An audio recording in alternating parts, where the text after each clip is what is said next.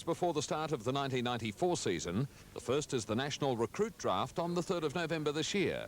And on March 14 next year, the league holds its pre-season draft. Kevin Sheehan is the Victorian Football Development Manager.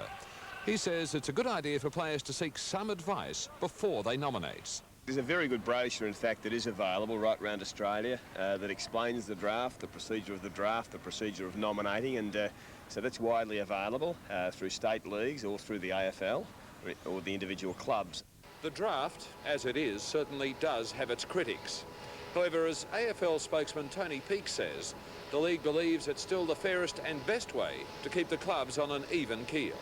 Well, it's certainly fundamental as far as the Commission's concerned to trying to establish and develop an even national competition. I think as far as that objective is concerned, you'd have to say that the draft and the salary cap have played a very significant factor in getting to the point we are now. However, one man with a very successful record of coaching at junior level, Ray Jordan, who's in charge of Central Districts in the under-18s, says some players in his care still have a lot to learn. You only got 1 year to learn the fitness side of it, to learn the mental toughness side of it, to learn where to kick the ball and how to run. I mean, some of them might play in a ruck at their school football, but they're never going to play in a ruck in big-time footballs. In a recent match at the MCG, Central played Western Districts, coached by former Richmond Premiership player Merv Kane.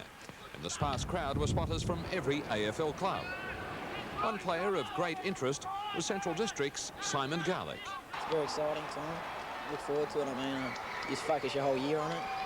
You train and just, that's all you think about for that, you know. Not thinking about much else except the draft, I suppose. There's little doubt these are the stars of the future in the national AFL competition.